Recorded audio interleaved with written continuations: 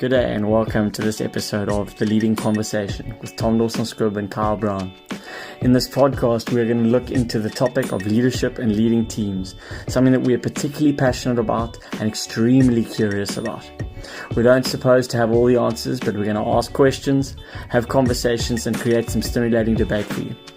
We're very lucky to have with us Western Province Rugby captain Chris van Zyl to talk about vulnerability, creating meaningful relationships, and some of the struggles and strains of leading in the spotlight.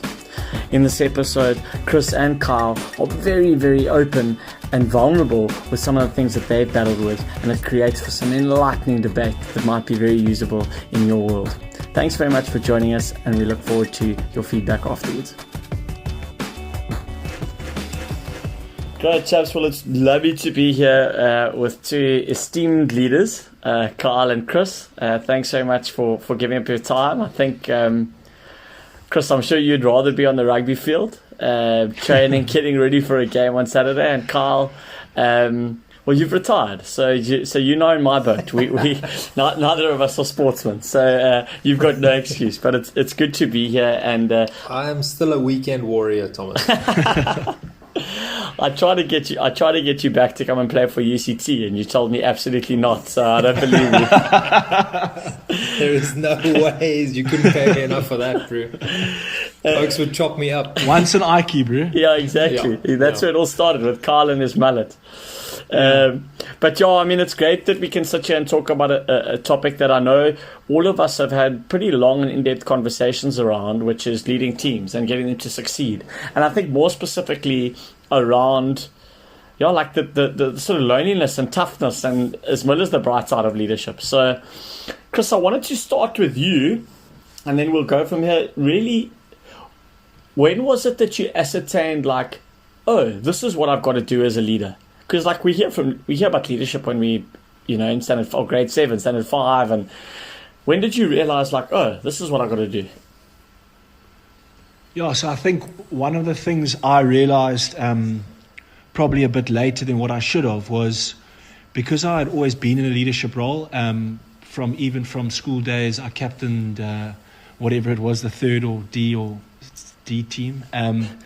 You weren't really aware at that stage what your role was, but what I did later learn was that you were chosen as a leader for your qualities that you had. So it almost meant that what you had offered as a player or as a person was already almost good enough, or was what the person had seen in you. So it's almost to understand that your role as an individual within the team as a leader is to be more of yourself and to be obviously who you are as a person. Obviously, there are certain responsibilities and stuff, but I never saw it as a forced role, but more a natural aspect that I could add to the team. Chris, I found that one of the toughest things was like the whole idea of being more of yourself. You know what I mean? Like I struggled with that at the beginning, because for me it was always, I think when, like you're saying, when you're young, it's all about lead by example, and you must show this is the way and everything. And ultimately, as you start growing up and you're in teams with professionals around you, it's actually all about doing what you do well. Correct. As opposed to constantly worrying. That was one of my things that I dealt with at the beginning, was worrying about everybody else. Correct. Thinking that I needed to worry about everybody else, and then you kind of take your eye off your own ball. You don't fulfill your job properly, and then you aren't the leader that you've been picked for. You've been picked because you have certain qualities, because you've done things well in the past. And instead of doing those things properly and leading that way, you go and you're concerned about this guy and his headspace, and there's not a hell of a lot you can do to change those guys. You can just create the right environment, do your thing well, and lead, like they say, I suppose, lead from the front, but just be you. Yeah, so I almost saw it as like a maturity thing of understanding that you have been picked for the role for that specific reason. And I think there's also a responsibility in some way to then, give that same, not commitment, but to offer those same aspects that you've been, for the reason that you've been picked, to ensure that you continue to do those and not to change. Because I think the biggest mistake that a leader could potentially make is to change for whatever reason. It's because of who you are and what you offer that you've been put in that role. I genuinely believe. You know what's quite an interesting thing also is so like I think most players at a good level, they all have flashes of something brilliant, you know. But I think one thing that stuck out for me, that for a lot of people that we considered, you know, decent leaders or good leaders, is that they're quite consistent with their performance. Sure. And that provides a bit of a sense of reliability on your leader, the guy that you know who's going to perform at a hopefully an above average level week in and week out, which allows you to pick him and then he can guide and he can lead that way, you know. And almost potentially stems from consistency in the way he carries himself, so in the way he trains, and the way he remains committed. I think that's also, that's where the consistency comes in. Yeah, which all things that we consider like leadership qualities. Sure. You both, great start by the way, for both of you. You both have led, and I've now heard a little bit from you, but I would say you're both quite different in your styles. What I battled with listening to those first few minutes were, if I were listening going, all right, I'm now a leader of a Curry Cup team, Chris, or the Blitzbox, Carl, or even a management team at work. And I'm going, so what must I do? Or let me phrase it better, what must I keep track of? What did you guys keep track of? Or Chris, I shouldn't say past tense for you, what do you keep track of on a daily or weekly basis to monitor, like, am I actually doing a good job as a leader? So, you know, like Tom, you say keep track of and what do you do and everything like that. But I think to follow on from that previous question, what your daily role, consists of, like, for me, it was, as I got a bit older, 80-90% of that job became like greasing the cogs, became coordination, ensuring that the environment was strong. It became less and less about being that real hero, warrior, leader kind of thing. It was about, obviously, the absolute basics of it was to do my job properly on the field. And I suppose if we're looking at any job, it's to do your job description well. And then how we go above and beyond is the coordination of people around us, the harmonious environment that we create. A couple of other things. Like dispute management was like a big thing. If you could do more to settle minor little squabbles and things like that, you could just continue to create that good flow within the team. And that's not like the kind of stuff that gets spoken about in articles and things like that. That was a big part of the job. So it was, when we talk about the tip of the iceberg that gets shown, and then everything below that actually counts is, these things that are not the dark side at all. It's just the grinding side of leadership, is to make sure that everything's moving well together. So yeah, Chris, go for it. So we're referring to your question was basically what's the role that I see myself playing in a team? Is that what we're working towards? Yeah, like when you get in your car, and how to track when you get in the car at the end of the day, or let's say you've won or you've lost on a Saturday, how are you evaluating, was I as a leader good or was I as a leader not good? So I think the things that I normally like to track is, I think, Tom, you've spoken a lot about, you get different kind of leaders, and I see myself one as often being in touch with the team by understanding, keeping my finger on the pulse of the team. So for me, it was always important to understand where the guys were, and I did that by staying engaged with everybody within the team that I could. So for me to understand where the team was and keep that finger on the pulse was always one thing.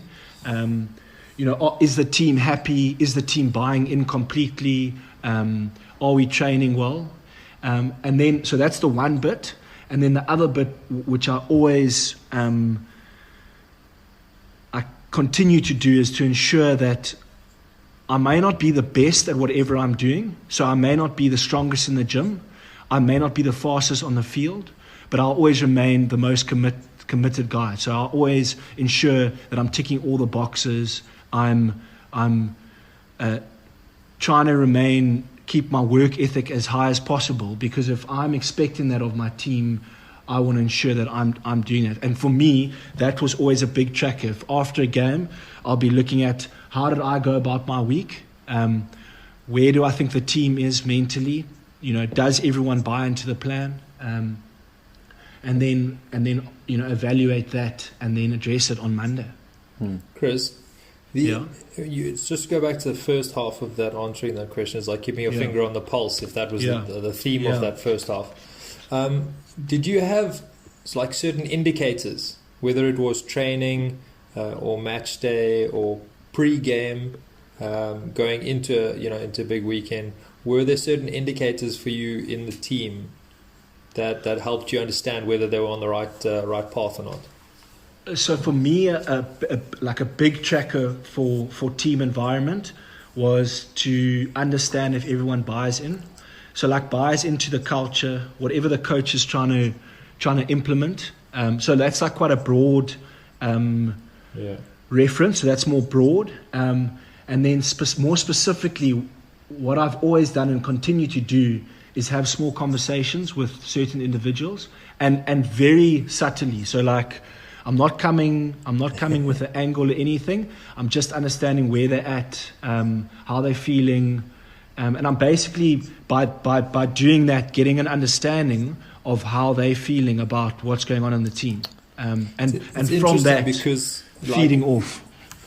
I think it was exactly the same in our side. I mean, there's certain things that you can have. You were saying like how they train during the week, and for us that was never a good indicator.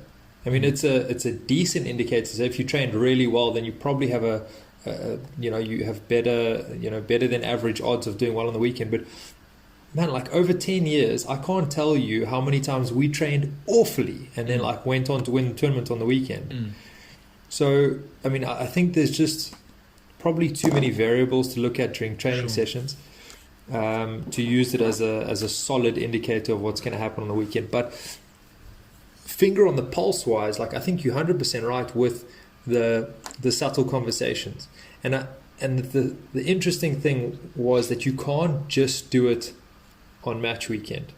Do you know what I mean? Like you have to build the relationship over time so that it's not so thinly veiled on the weekend when you come chat to me as a teammate for the first time in 3 weeks, 100%. Checking how I am, And the other thing that I found, and I suppose this is another topic altogether, as a group of leaders, because I mean, we had a really nice group, leadership group, was that I had a certain group of players that I spoke to quite well, and then Philip had his certain group of players that he got on well with. And it was quite nice because you could have a little check-in, on game day. I'd go over to Philip and say like, hey, how's he doing today? I mean, he looks a little down. Come back and say, no, he's all good. Don't worry about him, And it's quite cool to break up that responsibility, but also to allow certain relationships that work better together anyway, as opposed to me just forcing a conversation with every guy. So, I mean, Tom, sorry, just before you go, Carl, I think if I... when I'm talking about finger on the pulse, that what you've just mentioned is exactly that. So it's about touching base with a certain individual in the leadership group to understand where this guy. It doesn't mean I'm having 45 conversations, but I'm getting an understanding from other leaders within the group, within my leadership group, that is telling me, listen, here's a worrying factor, or we all good to go here. And I've always done that, and I've always relied on certain individuals, and I continue to do it. I just before we carry on, I want you to know that this is not Tom's conversation, huh? Like if you want to talk, you go for it. Tom's ready and waiting. No, I'm quite enjoying listening to this, I must say. I mean, I've been writing furiously down, as you guys know that I do. But I wanted to point something out about you, Chris, because I've been lucky enough to work with you, and I'll point out that Carl has used the word "were" a couple of times, and you very much still are a leader in the rugby sense. So I correct that. But I think, Chris, for me, what one of your strengths is the word I think of is you're accessible. You are very accessible to people. One, because you try to be accessible, so you're equally comfortable talking to the 20-year-old as you are to the coach. And you've actually spoken to me in the past about you want to make sure that you're not seen as part of management because you are mature and old. You're still a player, but I think you're very accessible, and I think you're a great link man. Tom, that's why I go to Village Idiot on Saturday. Yeah. You need to make sure that your youth is still there. Is that your font? That's your font, your well of youth. But I've got kids now, so I can't do that. So I log into TikTok. Tom, I'll explain TikTok to you later. No. I did some research on TikTok the other day, actually. But I think Chris's accessibility is one of his big things, and you tick boxes. Now, I've been lucky enough to have been in other environments where I've seen leaders who do the right things and they're great players, but they're inaccessible. Not to anything they do, but just because they just feel inaccessible and unrelatable to you. And I think that is one of your strengths. So I was glad when you said, I'm not having conversations for 3 minutes with every player with a clipboard. No. It's just that people see you as someone they can relate to and buy into. The second point I wanted to make to both of you, and I hope you take this as a compliment. I read a fantastic book by Sam Walker called The Captain's Class. And basically what he's done is he's done a study on the best teams, but he's gone like in depth as to who fits into this elite group of, I think it's like 11 or 14 teams. And some Chicago Bulls, the Jordan Bulls don't make it. So, there's a huge amount of teams who don't make it. Anyway, what he says is the common denominator between these teams is the captain. And then he goes into the traits, the traits that these captains have. Now, yes, you can sort of push holes or punch holes in this argument, but one of the things that comes up is all of them are not the best player. Now, I hope you don't take this as a. I'm trying to see how to take this as an insult, because I'm sure I'm kidding. Pickles, when you were in the under 10 Ds at Rondebosch, I'm sure you were the best player. But I do think there's something around accessibility of people. And that, from my observations, you have both, and people will use this as a cliche, but you've both bled the badge.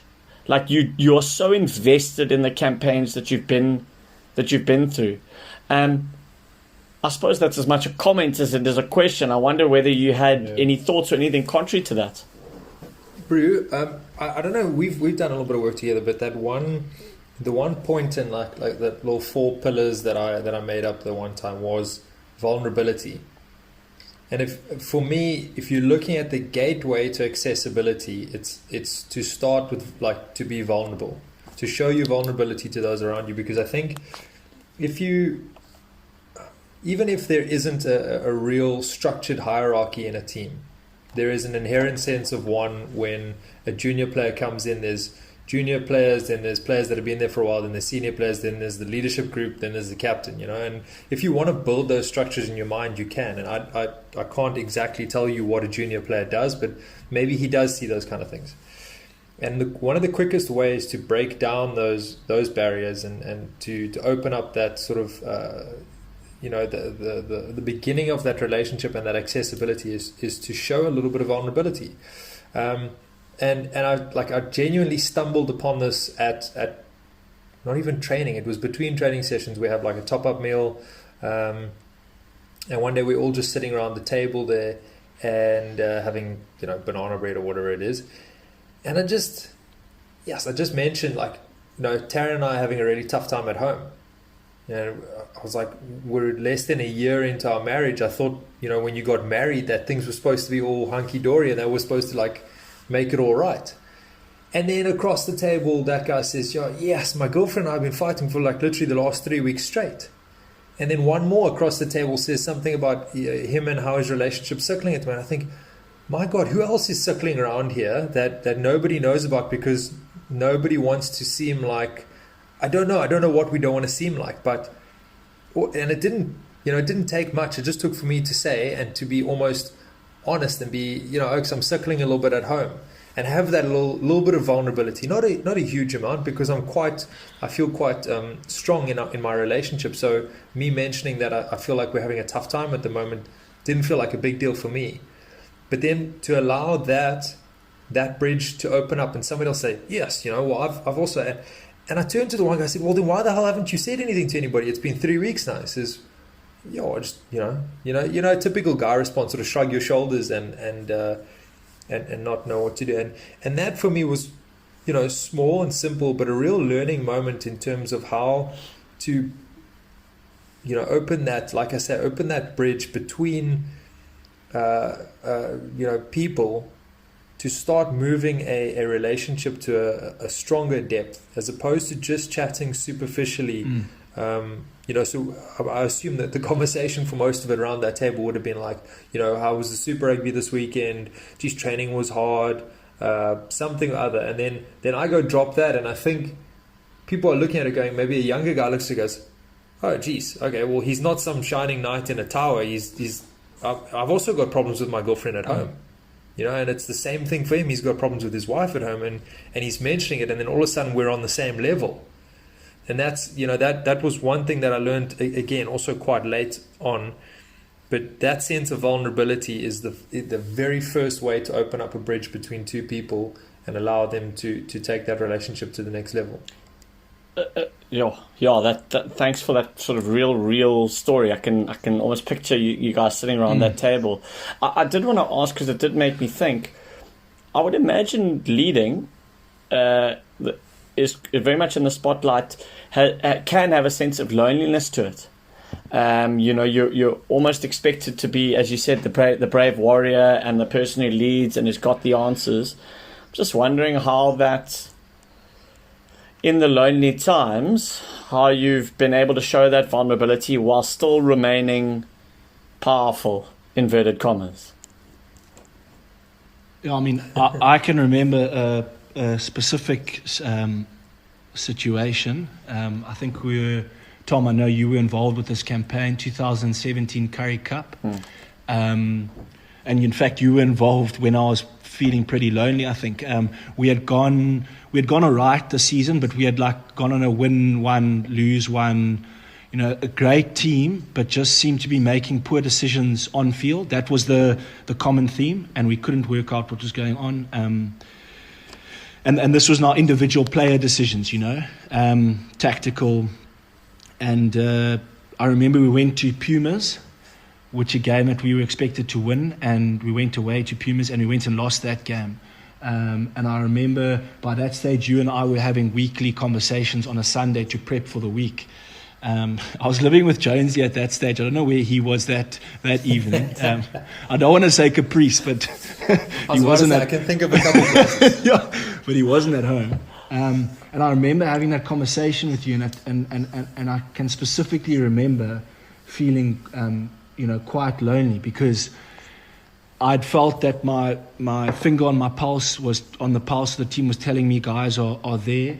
I could remember that I'd done what I thought were my checklists for the week.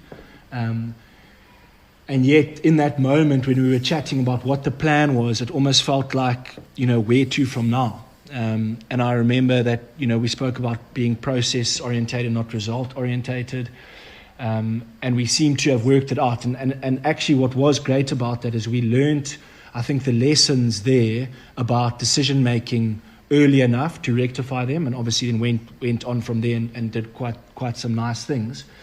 But how I used to handle that loneliness was, as I mentioned earlier, was pressing on guys within the leadership group, and often not like asking for help, but just getting reassurance on we're on the right track, or bouncing off them, or getting the energy or the assurance from them, with, again, subtle conversations, nothing direct, and that could, an example of that could be like phoning a Dylan Lates and saying, where you at, what do you think of the game, how you think we're going, and from that then gauge that him and I are then, on the same page. We are seeing the same picture, and then know that, the turn is coming, and then, working from that. Yeah. I want to, you both mentioned leadership group, so I'm going to put that in the parking, because I want to come back to that and the role of it.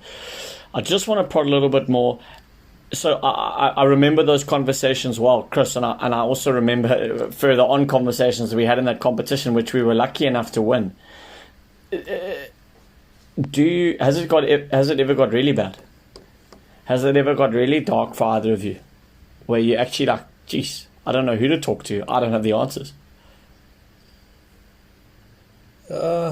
Listen, mine was more performance based, but I mean, I think so much of maybe when I was younger, growing up and being a younger leader, you put so much expectation on yourself, because again, you think that you're alone as the captain, and that if you don't, be the absolute best out there, then what's the point? And why am I being picked? And there's no justification for what, you being here. Yeah, so 100%, it definitely got lonely, and it got dark, and like for a big part of my career, I looked back at one point and thought, if I don't change something now, I'm going to look back on this thing and think that I didn't enjoy any of it, And you have these sort of, like momentary highs when you go on and you win, and you keep, like if you you were chatting earlier about, or Chris mentioned the process, and I know that's one of the most cliched things, and people hate hearing that in a post-match interview, but I cannot stress how important it is to keep your head focused on the right things, and the right things would be your process-based stuff as opposed to the results. I mean, and I think for a big part of it, we were so results-orientated, and that like winning became relief as opposed to enjoyment. So much pressure, enormous pressure build up, and a victory would mean relief. I had some, like I said, some pretty dark moments with, feeling like I was alone, and feeling like the stress was too much, and eventually it took me going to go chat to like our team sports psychologist, Doc Yanni, and he's a great guy. Like I was listening to Chris now, and Chris was talking a lot about sort of on-field stuff, and Doc Yanni, he pretty much only deals with your off-field stuff, because he feels that if off-field is neat and tidy, then you'll be in your best space to play rugby.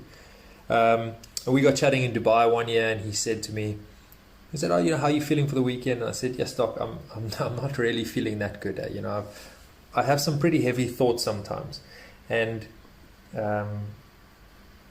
you try make it not sound too bad, because you don't want to stun people too much." And he said, "Oh, like what kind of heavy thoughts?" I said, "Doc, I feel like that the pressure, and I feel very anxious about going into weekends, and I get very nervous about performance, and a little bit of performance anxiety and all that." And I say sometimes I think that yes, if I get on tour and I get onto the plane, and maybe I just get injured on a Thursday or something. And then it's kind of like, well, there's the relief, because there's so much pressure that you're just looking for that relief anyway. And if it came in the form of an injury, well, I worked really hard. I got as far as I could, but then there was a mistake. I got an injury, and there's nothing I can do about it, because there's nothing you can do about injuries. And he said, geez, that's quite heavy, Carl. That's quite dark. And it was my way of escaping that pressure. And then I replied to him, I said, "Doc, that's not it's not the worst of it, Doc. It's got darker at some point. At some points I've thought, when the pressure's been turned on and you feel like you're all alone, and at some points I've thought, like, if I'm just not on this planet, if I'm not in this world, I won't have to deal with this pressure anymore. There won't be any rugby, there won't be any sport, and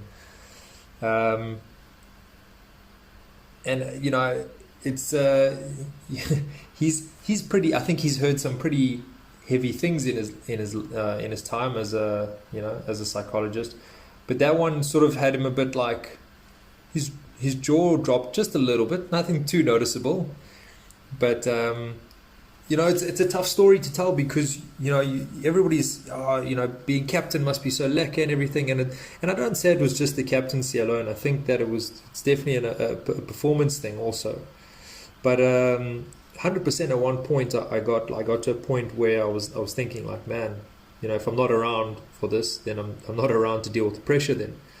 And the one simple change, we had many conversations after that, and we had a good fix for it, and I suppose that'll maybe be in a later episode, but the simple fix for it was just re-gauging my perspective on what winning and losing is, in sport especially. And then and working on my gratitude for what we have. Like we're so lucky to play rugby, but I think we take it for granted. For sport, we take sport for granted, and the opportunities that we have out there and the time we have out there. And that gratitude became like a very, very much a grounding thing for me. And I made sure that every time you get onto the grass, whether it's practice or wherever you get a chance to be where you've worked so hard to be, you just be a little bit more grateful every single time. So it was, chatting about loneliness, but you can easily slip into a dark place. And I don't think a hell of a lot of people would have recognized that, because I think a big part of your job as a leader in a team is to put on a bloody brave face every time you walk into the office. Like you say, you're kind of one of the models for what the younger guys should be looking towards. So every day you arrive, you set up and you get the job done with a smile on your face, even if you're not feeling that up for it. And that's that's a difficult part of it, but I suppose that's the professional side of it. Yeah. Jeez, thanks, Carl. I mean, that's absolutely fascinating to listen to. I think as we sort of start to close in on the end, I want to bring you both into you and other. So we haven't talked much about coaches, or you've mentioned leadership group. Chris, you mentioned the Dylan Lates or Jonesy. Carl, you also mentioned your leadership group. Maybe just a bit about the role of other. Chris, I'm lucky enough to have observed yourself and John Dobson-Dobber. Funnily enough, you've got an unbelievable relationship and trust and respect for each other, yet massively different as human beings. You are organized. You've got your list on a Sunday of how you want to do things. You do food, meal prep, and all that stuff. I think you're probably good with Excel spreadsheets. Dobbo hates that stuff. But Dobbo's got Dobbo has a moleskin. Yeah, he's got a moleskin. He's got a moleskin. All of them. I'm actually writing in one right now, so I don't want to criticize. But it's but there's this beautiful sort of difference that you've got, which makes you such a formidable pair. Carl, I haven't seen you work with a Paul True or Neil Powell, whoever it might have been. Maybe just a word around a moment in time where you saw the significance and the usefulness of the combination. So, Chris, maybe it was something where you noticed it yourself and Dobbo, geez, that's just an unbelievable value we're getting out of the two of us. Or Carl, something in your leadership group. So just where you saw value in not just being leader on his own, but leader as a collective or in a combination of two. So Tom, I mean, I alluded to it earlier when I think the question, one of the first questions was revolved around what our role is as leaders, how we saw it. And one of the things I alluded to was having entire buy-in, and buy-in meaning believing in what the coach has presented. And it's not always just his plan. But I think the fundamental reason why I think Dobbo and I make a good team and have such a good relationship is not so much about, our styles are definitely different, and you're right. I'm very structured, and I'm structured in the way I lead as well. But I strongly believe in his ethos and the way he wants to play and run a team, how he likes to build a team environment, a genuine team environment based on meaningful relationships. And I think for me, when I moved down from the Lions, I enjoyed my time there. But when I arrived at Western Province and arrived with Dobbo, I was stunned by how he was able to, probably specifically for me, bring the real enjoyment back into what I maybe lost a little bit. And that's, all the team stuff, the team environment, driving standards. Yes, that's a given as a professional sports person, as a professional team, but really driving a culture of a authentic team environment. And that's something I really resonated with. And I think maybe he saw that from an early stage as well, as that I related to that. And I think from there onwards, knew he could press on me to buy into his ideas, and then lead with them. I love that. Sorry, Carl, go for it. I think where Neil's quite similar is that he full on lives what he stands for.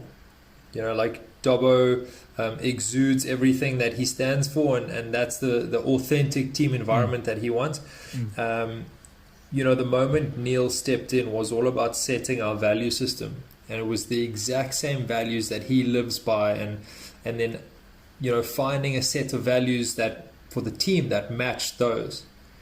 And that's, whenever people talk about a value system and everything, we try to look at a value system that matches you as a person, so that you're not, that we weren't fundamentally changing ourselves between the work environment and the home environment. You know what I mean? So that your team and your values are so closely linked that you could be yourself as often as possible. Because we found that that's where we got the best out of people, was when they were themselves. Yeah. That's such an interesting one, Carl. Sorry to interrupt. That's such an interesting one because it ties into both. I've seen it in so many places. We want to come up with these values, and often there are democratic discussion around what should our values be, which can work, but it also cannot work, or they're just cliche.com. And I love what you've said about Neil and Dobbo to a degree. Just like that is who they are. And those values come through. I mean, maybe I can give you a specific example as well that just came to mind. I mean, it might have been 2018. We went on it was my first. It was called a no boots camp. Now, basically, it meant going to Hermanus without taking a set of training boots. I think we did take a pair of tackies for one session at least. But by then, I think I had full trust that I knew Dobbo was doing. And yes, it wasn't a long tour, but I think he had recognized where the team was and what we needed at that time. And that was that we needed to connect socially and off the field. So for me, that immediately seemed like, how can we be going on a camp? We're not going to be training. We're not going to be gymming. But by that stage, although it's completely different, our styles would have different styles potentially. I had full trust in his ability to have his finger on the pulse of the team and know that this is what we needed, and he was right. In fact, that might have been 2017. It was 2017. I have a feeling I remember that camp. Or not. I think I really enjoyed your thing around just connecting with the joy. And I would imagine, at risk of sounding preachy, like a lot of people have got technical competence and they've got motivation.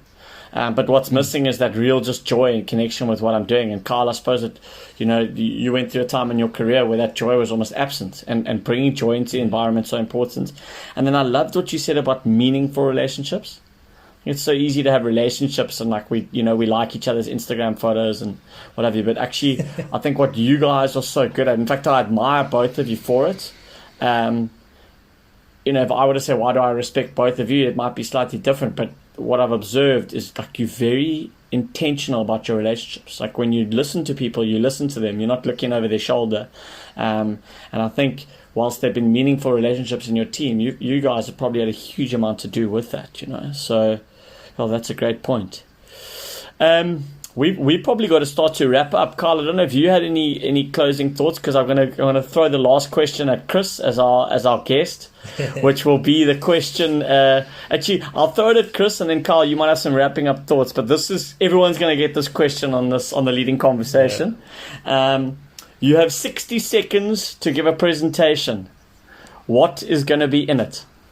You have 60 seconds to give a presentation. What is going to be in that presentation? Can you do PowerPoint? What's the presentation on? I must decide. The whole point of the question is ambiguous. We want to know, what are you going to present? It's the presentation of your life. You got 60 seconds to give the presentation of your life. What's going to be in it?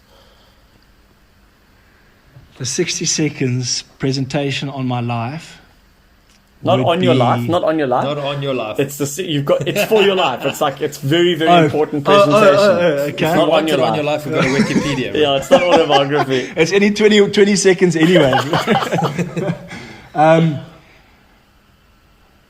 It would be about achieving success, but not so much on achieving success and that feeling, but more about the sacrifice that one has to go through, and really reveling in that sacrifice, because the greater the sacrifice, the sweeter that success is, and really being willing to commit to something. So set a goal, and be willing to make tangible sacrifices in order to achieve it. Well, thank you. Bro, I had a chat the other day about somebody, I can't remember who it was, but it was literally about sacrifices, and how much the deeper your sacrifice, the more meaningful what you're trying to achieve is. And the more that you can sacrifice, and you have to remember the sacrifices every single 100%. time. Like, you've got to feel them and get in touch with them, and then what you're trying to achieve will become, like, your desire to get it done will be so much stronger. It was one of the great leaders, I think, in sport, Steve Waugh, said, you can't appreciate the views from the mountains until you've been down into the valleys. I think you have to have gone through some dark times to really enjoy that beer. Yeah. And you must almost know that while you're going through those dark times, you must appreciate them, because it's going to make the satisfaction that much better. Gee, 100%. Carl, any sort of closing thoughts? What a great first chat we've had. I really want to chat more about the leadership group thing, and I look forward to our next chat, because I know we just brushed on it like briefly this episode, but I've had such an amazing run with an incredible group of leaders alongside me. And I think there's definitely so much more to chat about in terms of what people think a captain is, and how I have my own opinion on a captain these days, and where they stand, and the different image that they hold. And I'd love to chat about that next time around. So great. Little teaser for everybody. Little teaser. No, I parked it. Or a little stab at Tom. Why didn't you keep us on topic? No. Any joke. I think what I'm going to take away from this conversation is how cool is it that we spoke about leadership for 35-40 minutes, and we didn't list the 5 tips to being a leader. We didn't list the 5 characteristics of a leader. We actually just spoke about human beings. And I think both your nature shone through in this. So thanks very much. Chris, really appreciate it. We're going to get you back on. Cool. We know you're going to be a regular contributor because you've got so much to add. Carl, well done. I think that's a good start for us. And very much look forward to next week and climbing into absolutely leadership groups and leading teams. So thanks very much, guys, and enjoy it. Virtual high five to both of you, huh? Cheers, gents. Cheers.